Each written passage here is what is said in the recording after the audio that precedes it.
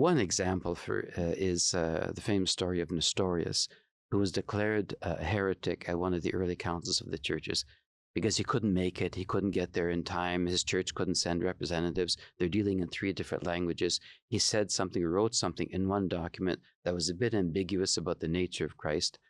But all of his other writing is so classical, so orthodox, and shows that what he said here might have been, a twist of words or something like that. Well, the council, having only one sentence, said, heretic, gone and done. Having now resourced to all of his stuff, the churches, as it were, reintegrated Nestorius into the Orthodox community. The warm relations between the churches that considered themselves Nestorian churches and all that. Well, that's a research that you can do quickly, go through all of his literature, arrive at something. We had another girl here from Syria. She was studying manuscripts, and she discovered that one manuscript that had been attributed to a certain author could not have been his. It had to be someone else, and she could tell by the quality of the language, and then even date things within the text. Well, again, it was the digitized process that allowed her to see that quickly, rather than having to read through 400 books and go to Paris and go to different countries and compare the volumes.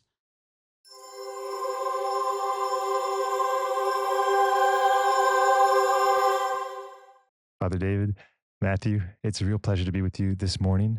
We're here in Rome as we get ready to launch the Alexandria Digitization Hub, which is a huge project that you guys have been working on for a very long time.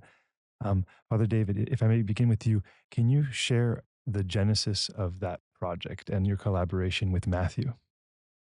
Sure, it's a series of births in a certain sense. It didn't start out as one idea, and then we were moving the train out of the station to arrive at another location.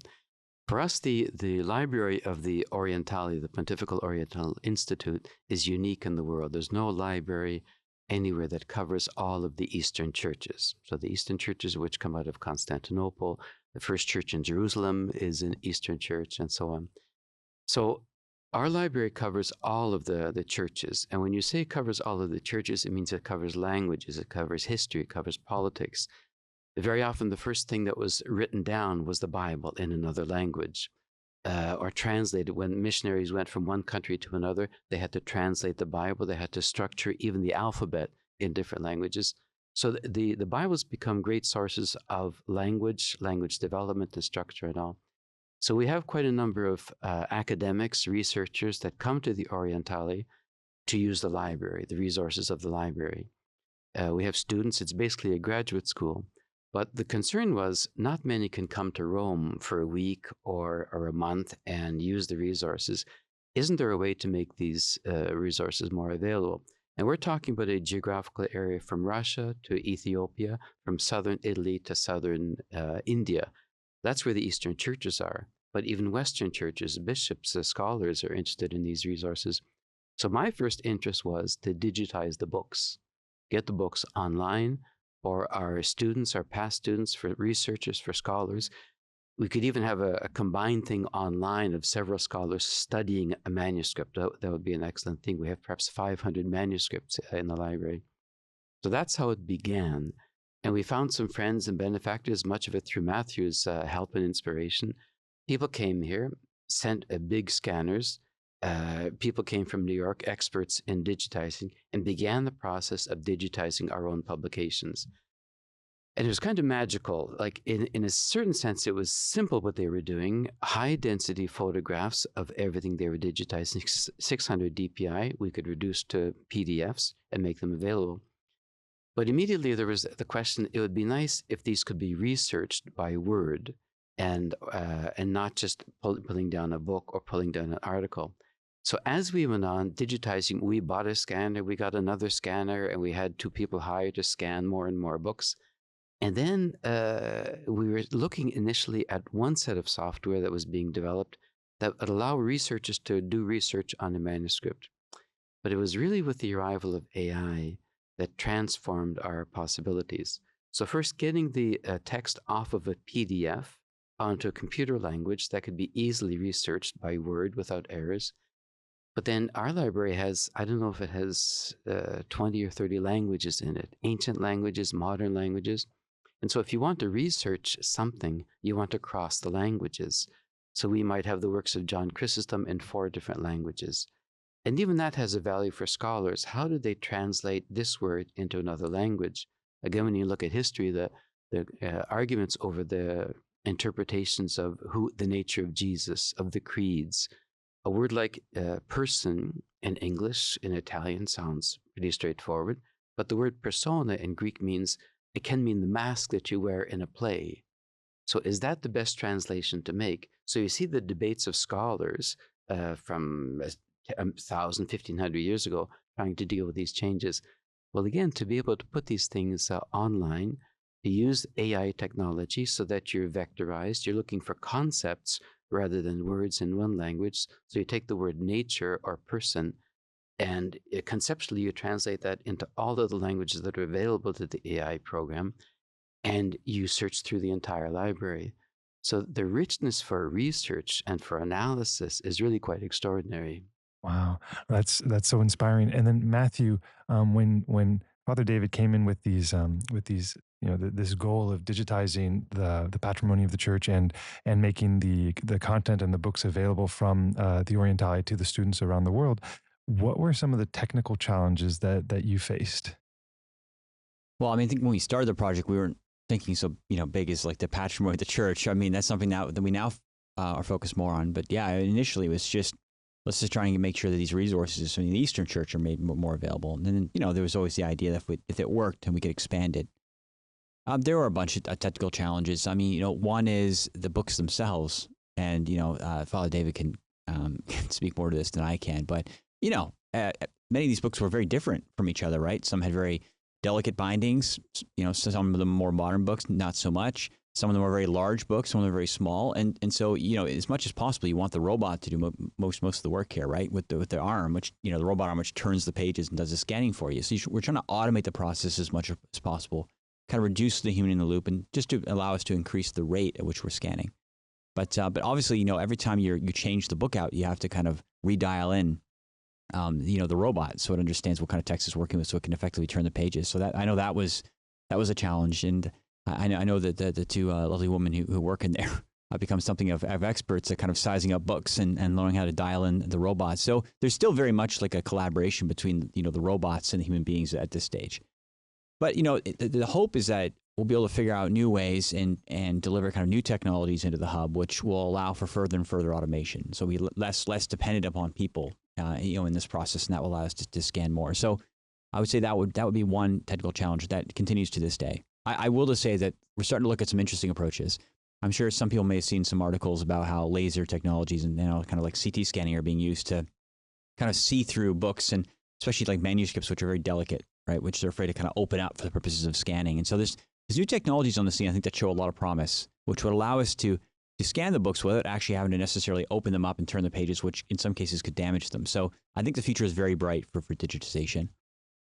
I'd say that the second kind of biggest challenge was, and Father David kind of spoke to it, is how do we extract the information from the pages and make sure that, because, OCR, optical character recognition, which is something anyone uses Adobe PDF is familiar with, because it's what allows you to take an image and then allow it to select the text, right? That's because Adobe programs, run this optical character recognition on it. But it's a bit flaky, right? So if you were to go and copy all the text from my PDF document typically and paste it into a text, it's a bit of a mess, right? There can be all kinds of weird characters in there. There's no formatting. And I'm talking about these are kind of more simpler problems. For more complex text, there can be all kinds of artifacts and things. And so one of the human in the loop challenges was that somebody had to go, if they're trying to extract this information from the PDFs and clean it up. You had to kind of clean up all the noise. And in many cases, you kind of had to label the text. What's a header? What's a footnote? You kind of had to put that information in. And you had to do all this labeling before you kind of would go through this process of then digitizing it. And I say digitizing kind of a classical sense, not in the AI sense.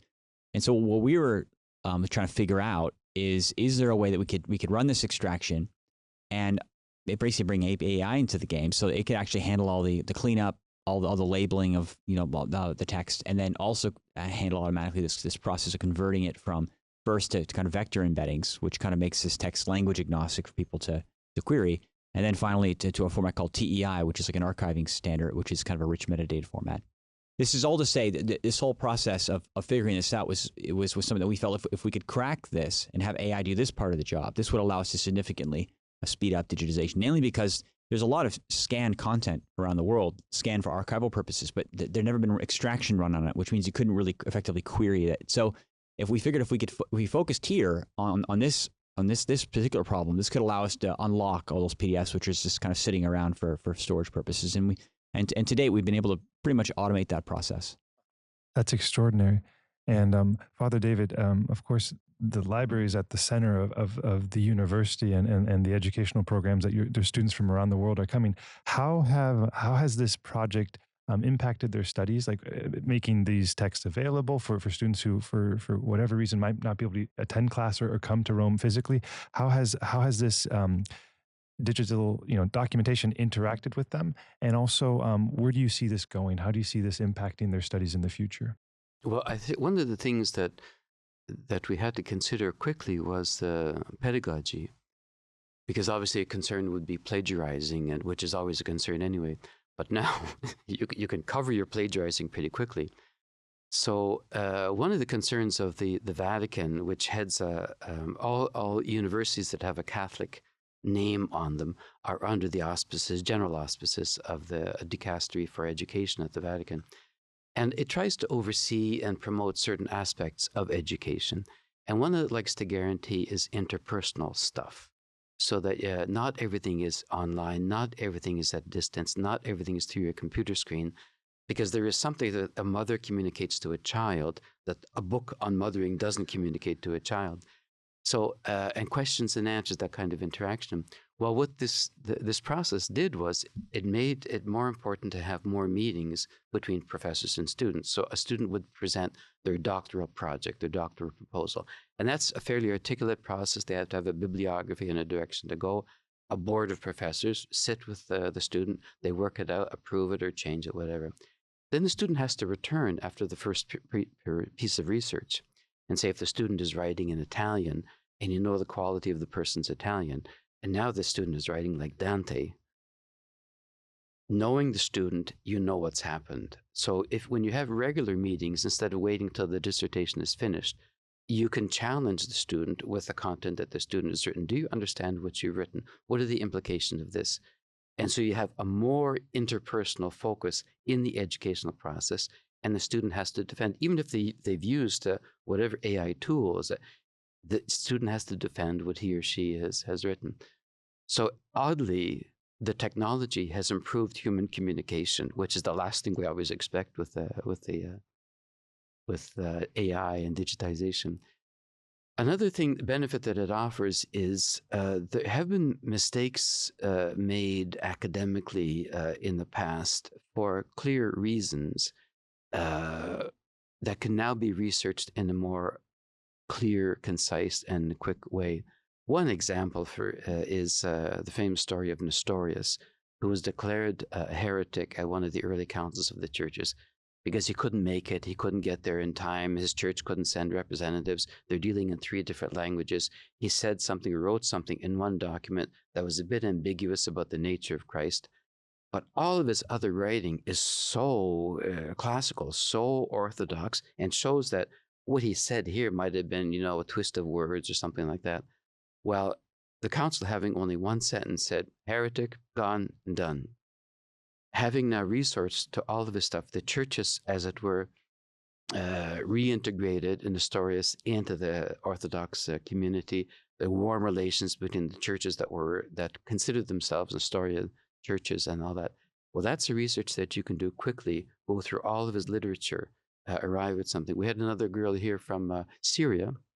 She was studying manuscripts, and she discovered that one manuscript that had been attributed to a certain author could not have been his. It had to be someone else, and she could tell by the quality of the language, and then even date things within the text.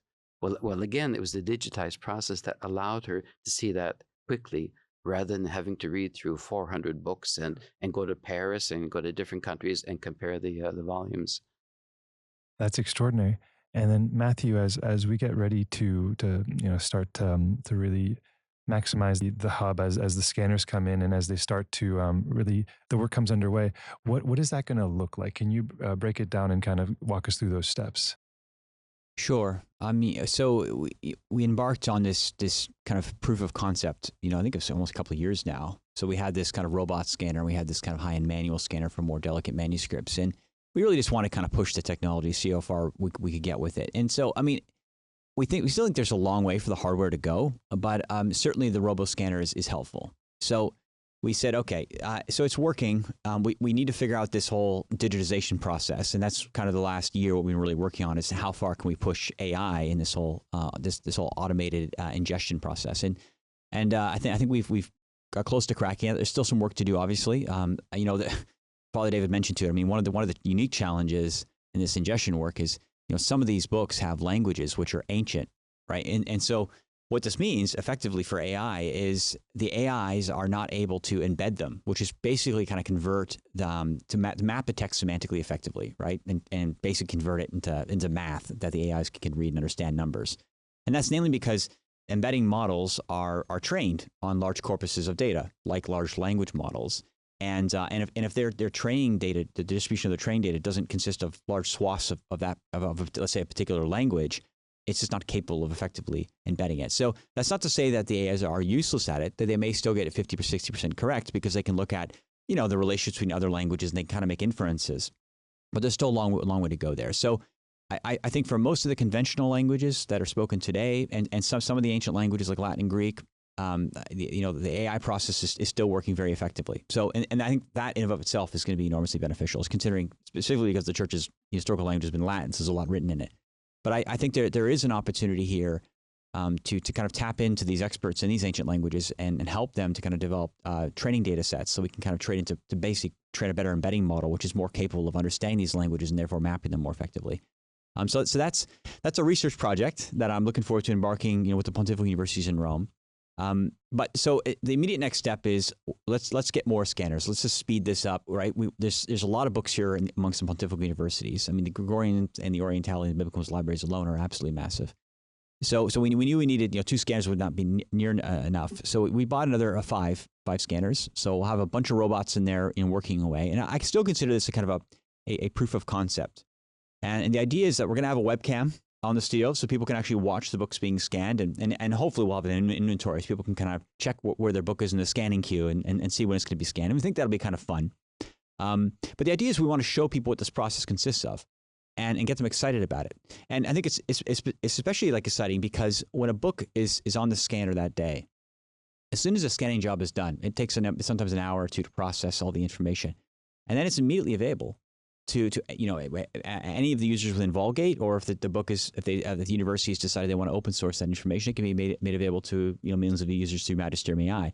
So it's quite extraordinary to think that a book that it was just literally scanned by a robot within a few hours is then available to anyone in the world to scan it and derive insights from. So, and I think once people realize ultimately what this will mean for scholarship, and I think just generally just for even for us ordinary folk, right, who are just looking for some insight from the church to help us in our day-to-day lives. I think it'll garner a lot of attention. And then what we're hoping is we can then raise potentially some funds philanthropically, maybe from the grassroots, from some donors and foundations to expand the scanner fleet and hopefully invest in development of even better hardware. The final phase that I'm looking forward to, and I say final in quotation marks because I don't really know where this project will ultimately go, but obviously having the hub in Rome is exciting. There's a lot of libraries, a lot of content here, and we'll be scanning for years. But there's great repositories of information, materials that should be scanned, documents, books, all over the place. So the question is, how do we get the scanners to them?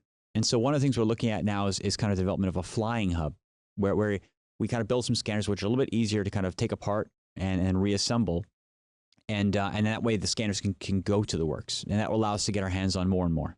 It's extraordinary. And then Father David, I mean, we know that there's so many resources, there's so many important books and documentation here in Rome. Working, within the Pontifical University system, this is something that, from my eyes, seems like it's very much at the forefront. It's an innovation. It's something that I don't know of any other university doing this. What has it been like for you, bringing this mission, bringing this really unique and new idea to the Pontifical Universities and to the Eternal City, which does not have the reputation for always being the quickest adapter? Yeah.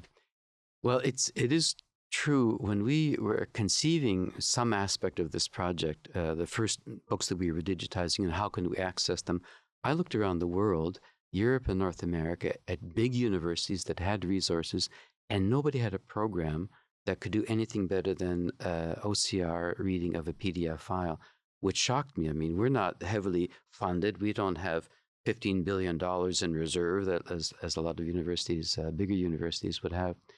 So, but at the same time, I was concerned that the church should be on the cutting edge of this stuff. So, so again, it's providential, it's serendipitous. Matthew and I knew each other. Here we had other people who were interested, people offering their scanners for this trial experiment sort of thing. So even though the AI technology is changing rapidly, digitizing technology is changing. It could be more rapid, but it's changing. It's important for the church to be on the forefront of this kind of thing, even to give direction about where it should or shouldn't go is one thing. To be making its resources available. I mean, the church is about the gospel, which is the word and communication and creating community. So the more broadly that we can do that, the better it is. I wouldn't say it's a risk, but it's a kind of a nervous excitement that the technology is changing so quickly. We would not have imagined where we are today, say 2 years ago. That's for sure. And the rapid changes in AI, the first AI program was magical. Wow, it can do this. The second iteration was, wow, now it can do this. And then the third iteration. So we're chasing something, but we're chasing something that makes sense, that already has a fruit, So, and who knows where it'll go? Matthew was mentioning that languages. We study here some, let's call them weird languages, dead languages, Numidian, Scabodian, that you could, all of the people that can read these languages, you could put into one small classroom, and yet important documents are written in these languages. Now, they have languages today that share the same root, but how do you understand that language in its context?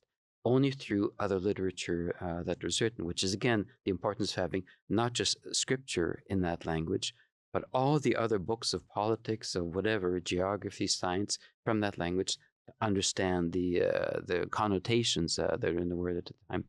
And the latest programs, Google is very big in this, but not only Google, is analyzing a language that nobody really knows, with the benefit of languages that have already been studied, ancient languages, and giving indications how to break down this language and how to understand it.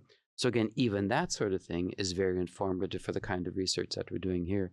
So being at the forefront, kind of being at the cutting edge, introducing these new technologies in a way that is having absolutely good results, and not worrying about, are they going to clone babies? Are they going to scan dogs, or something like that? But showing that good examples of how the technology can be used. That's extraordinary. And then, Father, speaking on that potential for good, we know that, of course, if you just turn on the news today, there's obviously lots of conflict, lots of tension, and of course, in the Oriental, kind of sphere, there is tension and violence and stuff.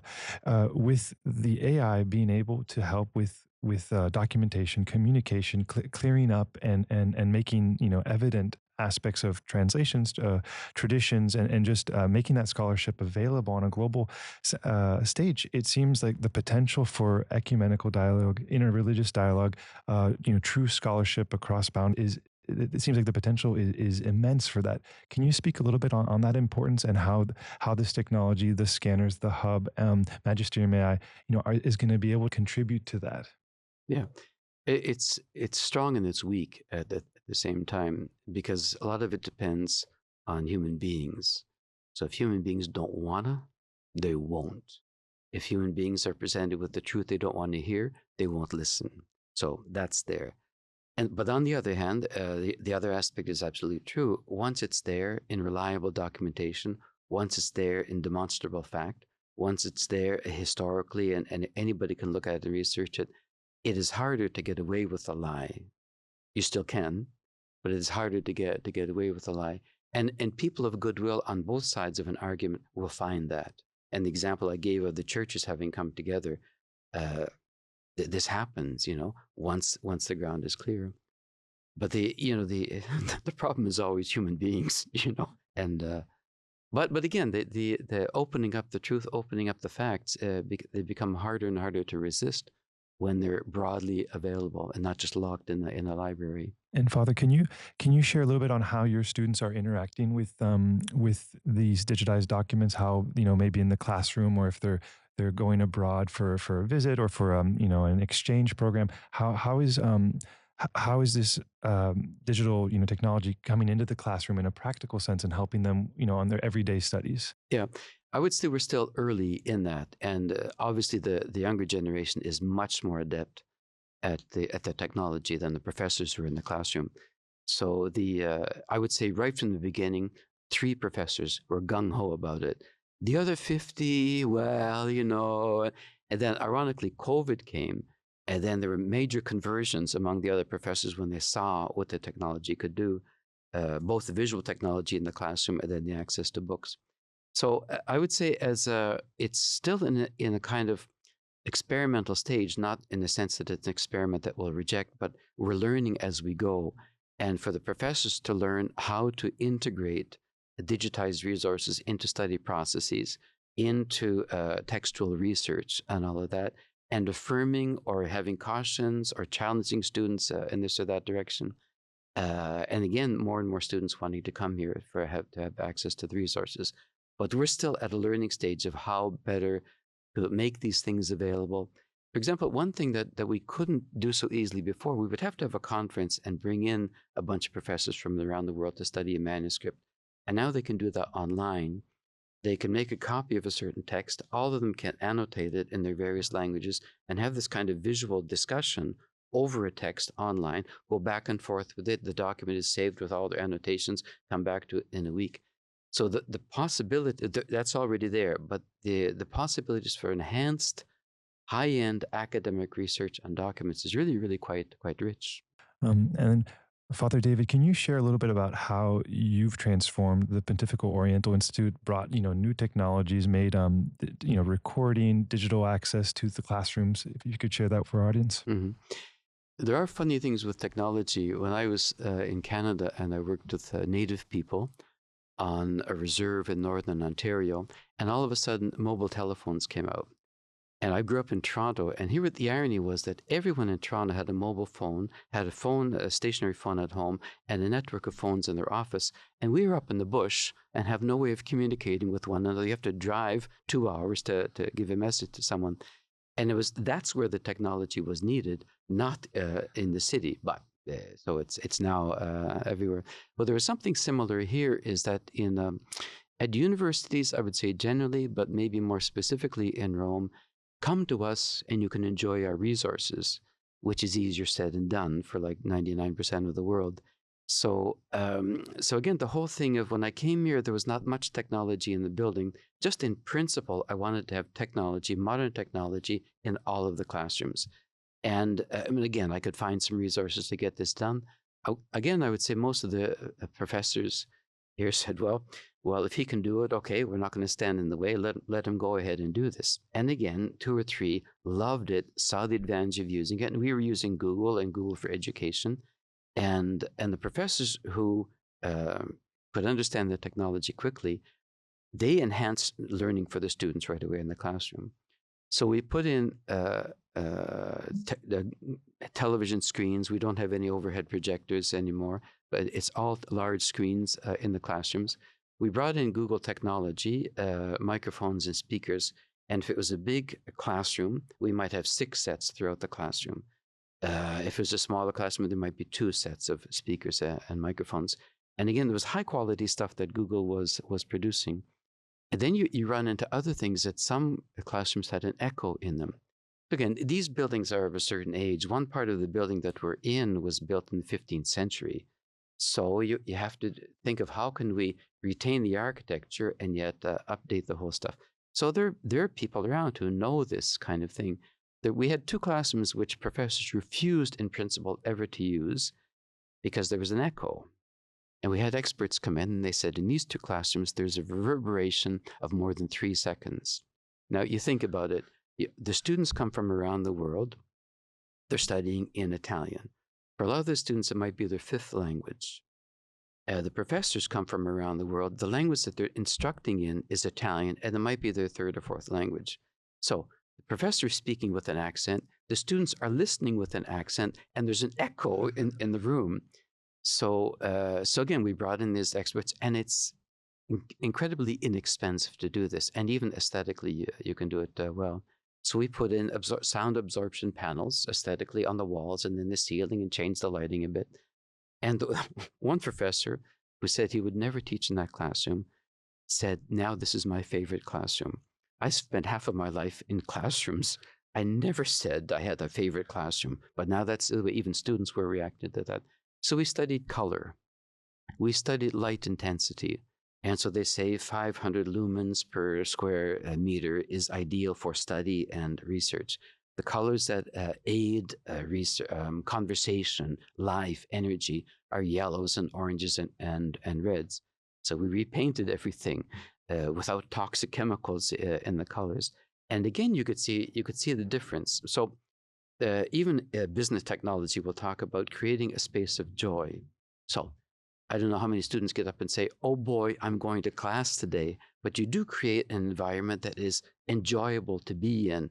The chairs are comfortable to sit in. The colors keep you awake. You can hear everything that's being said. Another funny thing that we put into the main conference room was, this is when Matthew first came, was we teched up the main conference room. So with all the standard technology and all, but we put in 5 rotating cameras. And one of the curious things with this was just interesting to see on the big screen. And of course, we're connecting with the world, those who wanted to see the thing online. But the cameras would then rotate around the conference hall. So students and professors who are sitting and listening would have the camera on them all of a sudden. So what was one of the effects? Less sleeping during conferences and all that stuff. So there was a fun aspect. There was an academic aspect. There was an energy aspect to the study and all. And then when COVID came along, Google again did it, as many companies did, a generous thing. They allowed the full extent of Google Plus, Education Plus, for all Google Education users, which means that you can record the sessions without having to pay extra. For our students, that was really quite rich because they could listen to the lecture a second time in Italian and pick it up, whatever they were missing. And what we found was they came back to the next lesson full of clear questions. And the professors themselves were shocked that all of a sudden the students are intelligent, but they had the chance to listen to it a second time. So again, you're going to say, this is technology, pretty basic, pretty simple, but it transformed the quality in the classroom. And professors commented on that. The work the students are doing is better. The papers they're writing are better. The instruction is better. They're coming back with better questions. So again, you saw the intelligent use of technology had great human effect. It's about the human being. It's about the human context. If it serves that, it can do a great job.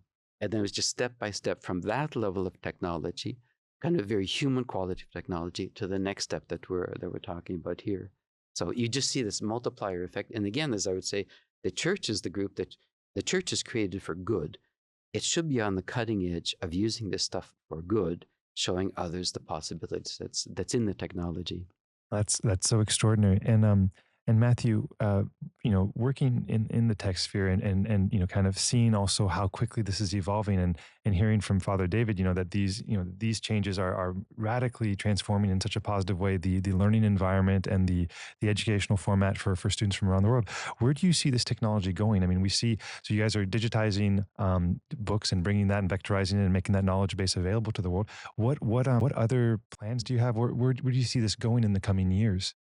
Well, I mean, I think ultimately, Father David said it. I mean, what we're really trying to figure out is what is the kind of most optimal way, one, to kind of disseminate this information and make sure it's practically useful to as many people as possible. I mean, this is kind of what really drives the company. The quest to build and scale Catholic AI, which is our primary mission, and us, we had a secondary mission to digitize the patrimony of the church because that serves the primary mission. This is really just about making sure that all of this great insight right? That, very few of us got a chance to go to seminary or get a, master study theology and philosophy, right? And so we know the enormous benefit that comes from taking that time away to study these things. And for a lot of people never had that opportunity. It's very unfortunate. And in some ways, this has been kind of a very clerical lay divide, right? And so what I see is a real kind of exciting opportunity here is by making all this information available, distilling it for people, is that we can kind of close that gap a little bit, right? So anybody who's got, questions, existential questions, or wants to probe church teaching more deeply, well, now they have a place they can go and they can do that, right? And the AI can patiently work with them, right? And they can move at their own pace. And this is something, so when we talk about like the future next steps, one thing I'm really excited about is the opportunities for AI to actually be able to kind of adapt its pedagogical approach for each student, right? To help them learn more effectively. And I think, if you think of the old traditional paradigm, I think we go way back to the University of Paris. I think when Thomas Aquinas was teaching, it was very different. But in the modern paradigms, you maybe have, in maybe a high school, you got 50 students, you got one teacher, they have a curriculum that they need to teach, and they do their thing, right? They teach that curriculum. And of course, those 50 students are really pretty unique. They're all different places. And so sometimes that particular way of teaching is not overly effective, maybe for some, but not for everyone. And that's just, unfortunately, that's just the best way to be able to do.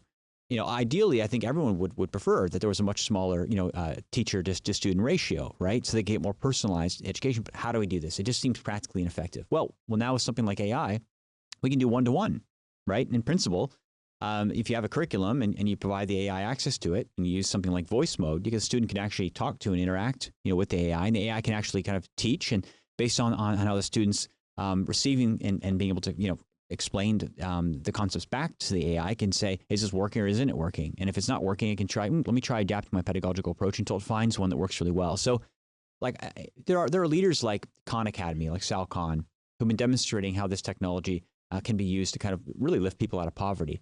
Khan Academy is an incredible example. And it started, it's very, very big in India. And I think the Catholic Church, which has been a pioneer in education, right, since its very beginning, there's a real opportunity for us to kind of establish ourselves as a leader again, primarily because we don't look at education as a business, right? I mean, and this is something we're doing is something to advance the common good. We care about the human person, and so we can afford to kind of move those business incentives aside, the economic incentives aside, even the political and ideological things aside, and say, listen, ultimately what we want is for every person to flourish. So what tools and technologies, what approaches can we use to most effectively ensure that's the outcome? And so because of that open-mindedness and that kind of mission-first approach to education, I think that there's a real opportunity for the church to be an early adopter in this technology and to demonstrate its effectiveness. One of the great advantages of what we're talking about in terms of the AI technology is that we're talking about a closed system of research.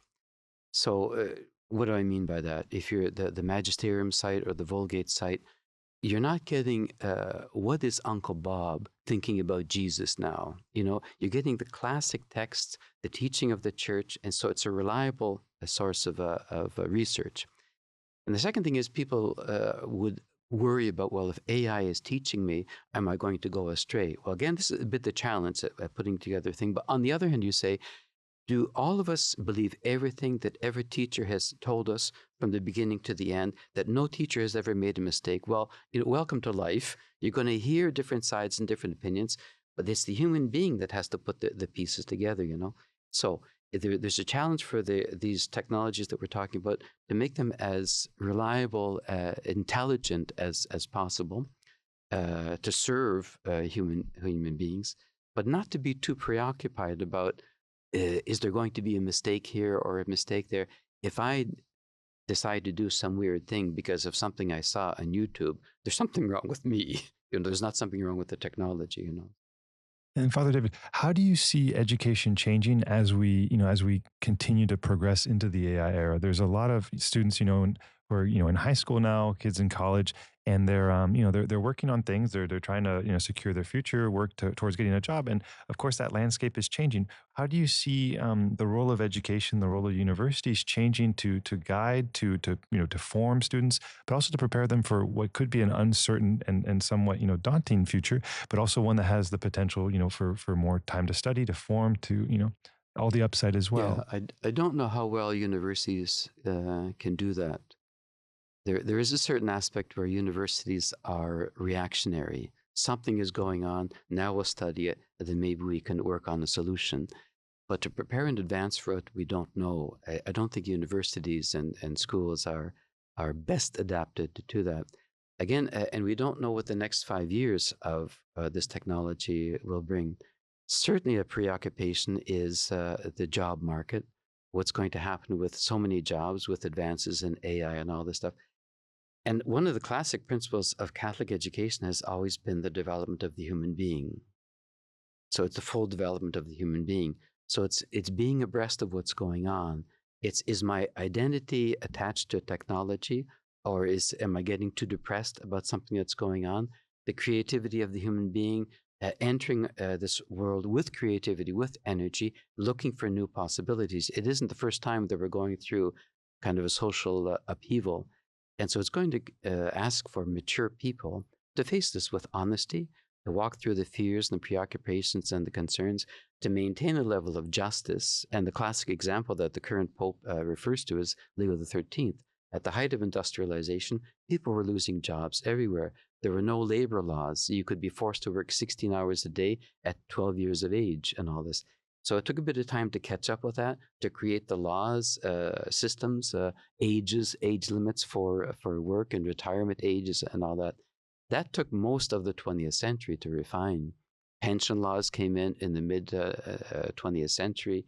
Healthcare, universal healthcare came in after the Second World War in many countries. So this stuff you're reacting to.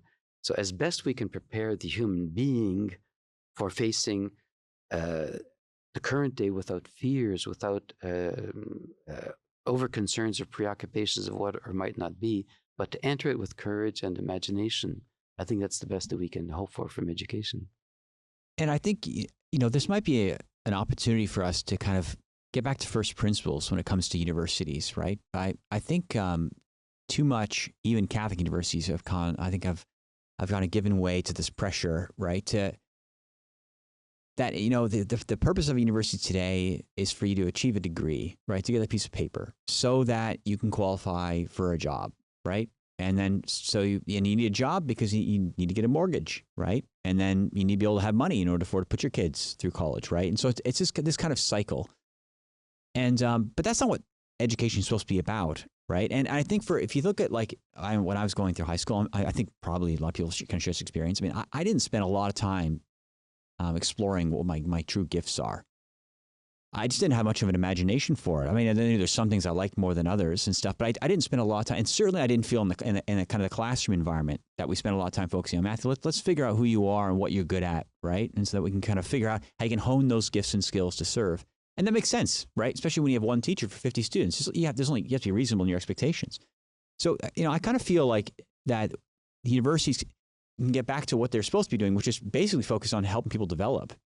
And so in some ways, I think this will require some pedagogical changes. I mean, in one regard, I've already spoken to this. I think a lot of the actual teaching will probably happen between the AI and the individual, mainly because the AI is probably going to be more effective, at it. But that doesn't mean that the classroom is no longer useful. I think absolutely it still will be. It's just that the nature of the classroom, I think, will probably change, right? And so instead of that being a place where information is basically kind of downloaded to me and we all sit there quietly and make notes in our books, it'll be a place where I can then, having now digested all of these insights, right, and now having effectively understood them better because I've worked with AI to make sure, and it's validated that I have understood these concepts, I can now go into a classroom environment and share them, right, with others. And we can actually look at problems together, and I can hear other people's opinions and insights, and I can actually learn how that process should be done, right? How do I respectfully ensure my ideas are made known, and how do I respectfully listen to others' ideas? How do we effectively work together constructively on problems? And so I think if the classroom starts to resemble that more, I ultimately think that will help a lot with the socialization skills, which I think are becoming increasingly more difficult to instill, especially as most of young people's lives are mediated through devices. And actually, I think practically that'll actually help prepare them for the job market. I mean, because one thing whether someone has a degree or not matters to me less and less as time goes on. What I care more about is the person a good and honest person? Are they a hard worker? And when they're working as part of our team, how effectively do they work with others? So I think if the classroom environment focused on honing more of those skills, that actually will effectively prepare them better for the job market. Well, it's very exciting, and also kind of wild to think about, students, Gene, and being able to really focus on those core values and those core skills. Matthew, as we prepare to launch the Alexandria Digitization Hub, and we 2 scanners coming in, we have a bunch more coming in. It seems, as we're scanning more, it does seem still that we're at the tip of the iceberg. How much more work do we have to do to digitize the patrimony of the church? I mean, how many books are we talking about? Hopefully in the next few years.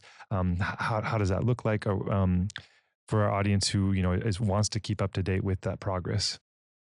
Well, I mean, I think it's hundreds of thousands, millions of books. I mean, so the patrimony of the church is not small. So in that respect, it's daunting. It'll take a lot of time, but I think it's worth it. It's worth it. I mean, so, and again, we have to like, it's important to, to approach this. I mean, there's kind of critical doctrine and dogma, right? There's the works of the fathers of the church, and so that's been our primary focus. And we're getting deeper and deeper into that. I feel like by the end of the summer, we'll probably have the collective works of all the fathers and doctors of the church made available to anyone in the world in their own language for free, which is pretty exciting. We already have kind of core magisterial teaching is in there. Now we're going back to the more ancient popes and trying to digitize, their kind of ancient writings and their ancient encyclicals and things, so to ensure that their voices are added to the modern magisterium. So, I think in the next year, we'll get a lot done. But one thing that kind of excites me about this project, and you get this experience like when you walk into one of these libraries, is that a bunch of those books haven't been open in 100 years, 200 years. And if you were to ask the librarian what's in that book, I mean, they could tell you what the title is, right? But they don't even know, right?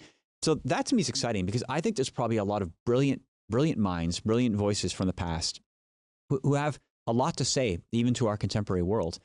But because nobody knows what they have to say, because those books haven't been opened, unfortunately, their insights are just kind of lost to us. And so what I'm excited about is this process of digitizing these books, and then of course making them available through tools like Magisterium AI and Vulgate. What's kind of really exciting to me about it is that somebody may be asking a pretty typical theological question, and because we've now digitized these books, these people's insights, those insights can now be brought to bear. They may start popping up in unusual places. And so what it does, it almost increases the surface area for research, which is exciting, I think, in academia. But it also ensures that those insights may be particularly useful to someone, right? And so that can help them hopefully constructively in their life. And it may lead to devotions, to some of these scholars. And we may have to reevaluate their work and say, actually, that their contributions are much more significant than we thought. And maybe we should spend more time thinking about it, right? And so there could be more spiritual devotions and more research that happens as a result. And Father David, how do you see, bringing to the modern era all these writers that have kind of been falling asleep for the last couple centuries? If these books haven't been opened, or if scholarship focuses on a specific niche topic at this moment, how do you think it's going to inform the dialogue within the church and the dialogue with the wider society, having all these voices kind of coming up to air now? Well, I think it can only help, because there's to make an analogous comment. A country that has only 2 or 3 political parties only represents the people that have those kinds of opinions. But if you're in a country with 100 million people, you probably need more opinions than 2 or 3 to cover what the people are about. So same thing here. There's a democratic factor in this. The more people that have more access to more resources, letting people develop along the spirit of their own genius, their own interests and all, it enhances social conversation. It enhances the possibilities for broader justice, broader human understanding, whether it's ecumenism among Christian religions or other religions, or even just other ideological groups, other nations, other countries. It just enhances those possibilities, because it doesn't limit the people. This is always a criticism of a classroom, is that classroom has bright students, not so bright students, and a bunch in the middle. People interested in physical labor, people interested in that. Well, the classroom at one teacher and 50 students can only represent kind of one basic position. This kind of structure allows for many kind of geniuses, minds, interest to be expressed and developed. So it enhances social conversation. That's fantastic. And I guess my last question is, how how do we think, for the wider church, as this technology, continues to bring more and more of these documents to light and shares them around the world? What are your hopes for the church adopting this more, more widely, more broadly? There's many pontifical universities around the world. There's, universities around the world who might not have access to this yet. What are your hopes and dreams as we look towards the future? Well, I mean, I think the last number of years has given an indication that it's foolish to make long-term plans. Some beyond 3 months, we just don't know what's going to happen out there. So, in one sense, it's running with this. There's a title of a book, I think, in the 1960s. Are you running with me, Jesus? And it's with devotion, with faith, with all goodwill, to run forward with this stuff, to use this stuff as best we can. But for me to predict where we wouldn't have predicted 3 years ago that we would be where we are now with the digitizing project. So to imagine in the future, I'm not sure if that's the best question to ask. It's a logical question to ask, but how do we live fully in the moment that we're in? It's kind of that for me. I have to agree. I think that what we should be doing now is thinking about. I think, and I'm hoping that with this new pontificate, this is becoming a more central focus. Is constituently what needs to be in place in order to ensure that people flourish, and then we kind of work backwards and say, how can this new technology now and possibly in the future help contribute to that flourishing? And I think if we think of it more like that, given the power of this technology and the import, now that it's going beyond these AI systems, disembodied AI systems which live in large computing clusters, to now being embodied in robots, mean they're actually able to physically interact in our world. When we start thinking about the import of that, it's going to touch every facet of society, right? So if we have a clear understanding of where human beings should be headed, how this technology can help enhance flourishing, then we can make sure that we're basically focusing our society's resources and developing the technology in a way that will optimize flourishing, right? As opposed to impede it, right? By, like one of the things I get concerned about is, as AI and robots get deployed more and more, it's likely to be the case people have more time on their hands. And I think that's a good thing, but for many people it could actually not be a good thing. It could end up impeding the flourishing because they may choose to use that time to do nothing but game, right? Or spend time in VR worlds, or spend more time on their devices, or God forbid, looking at porn or something like that. I mean, so I think, given that that's likely to be the outcome for a lot of people, I think it's really critical for us in the church to remember, that it's flourishing, but also the importance of evangelization, right? We have to make sure that we're the gospel. We're finding new ways to deliver the gospel in ways that are effective. We have to find ways to reach those people who don't know about the gospel and the benefits of a Christian way of life, how enriching it is, because maybe they've never seen it or it's never been explained to them. If we do that more effectively, then people won't just kind of like by default end up disappearing into these virtual gaming worlds simply because they don't know what they're supposed to be doing with their lives, right? Because they haven't had a chance to discern what their gifts are and figure out how to put those gifts at the service of others and of God.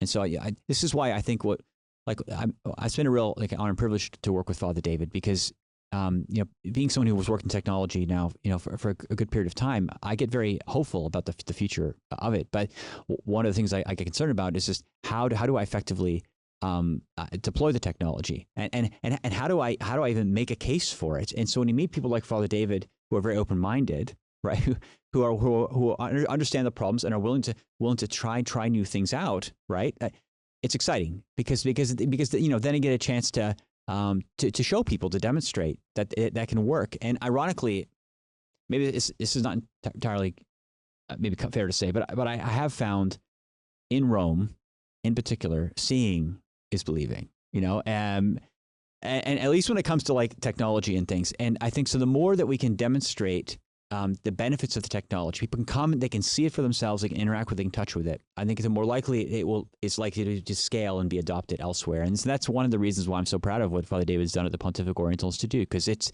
stands in Rome as probably one of the most advanced universities, probably in Italy.